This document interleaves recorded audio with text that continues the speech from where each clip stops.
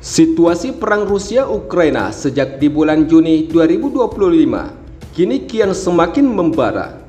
Hal itu ditandai setelah serangan terbesar Ukraina yang berhasil menghancurkan pesawat jet tempur dan pesawat bomber Rusia pada 2 Juni 2025. Namun aksi serangan Ukraina tersebut tidak cukup sampai di situ. Sebab Angkatan Udara Ukraina juga disebut telah berhasil menembak jatuh sebuah pesawat jet tempur Sukhoi Su-35 Rusia pada 7 Juni, sebagaimana pernyataan yang disampaikan militer Ukraina. Pagi ini, pada 7 Juni 2025, sebagai hasil dari operasi Angkatan Udara yang berhasil di arah Kursk, sebuah pesawat jet tempur Sukhoi Su-35 Rusia ditembak jatuh. Sebagaimana pernyataan militer Ukraina mengutip dari media Reuters dan Al Arabiya pada 9 Juni 2025. Namun meski militer Ukraina mengklaim jika telah berhasil menembak jatuh pesawat jet tempur tercanggih Sukhoi Su-35 Angkatan Udara Rusia, tetapi hingga saat ini Moskow belum menanggapi pernyataan tersebut.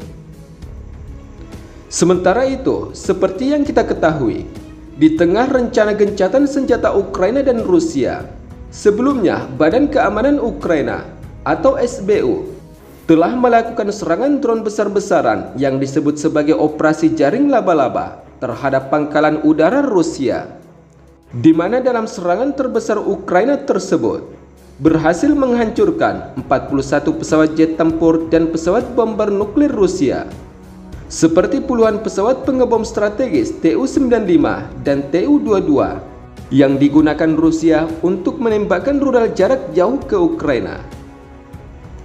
Sementara itu, usai serangan terbesar Ukraina yang berhasil menyerang pangkalan udara Rusia, militer Rusia dikabarkan telah melancarkan serangan balik.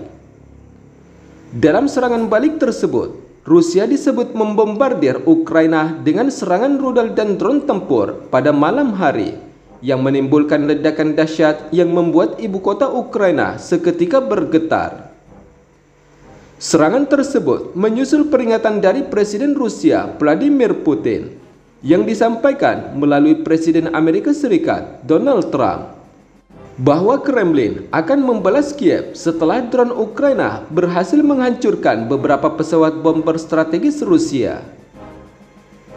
Sementara wali kota Kiev yang menanggapi serangan Rusia mengindikasikan jumlah korban tewas bisa bertambah menjadi 4 orang karena petugas penyelamat masih mencari orang-orang di bawah reruntuhan bangunan, dan hingga saat ini ada 20 orang terluka. 16 diantaranya dirawat di rumah sakit akibat serangan rudal dan drone tempur Rusia.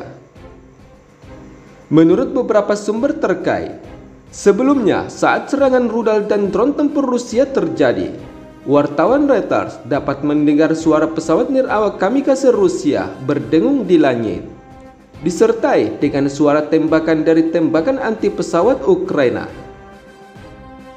Menurut sumber terkait, ia melaporkan serangkaian ledakan dahsyat yang cukup kuat untuk menggetarkan jendela yang jauh dari lokasi jatuhnya drone pembawa hulu ledak tersebut. Sementara di sisi lain, adapun serangan drone dan rudal Rusia yang menghantam ibu kota Kiev, Ukraina, disebut-sebut sebagai serangan balasan Rusia dari serangan Ukraina yang telah berhasil melancarkan serangan drone terhadap pangkalan udara Rusia yang berhasil menghancurkan 41 unit pesawat jet tempur dan pesawat bomber strategis Tu-95 dan Tu-22 yang membuat Rusia harus mengalami kerugian besar.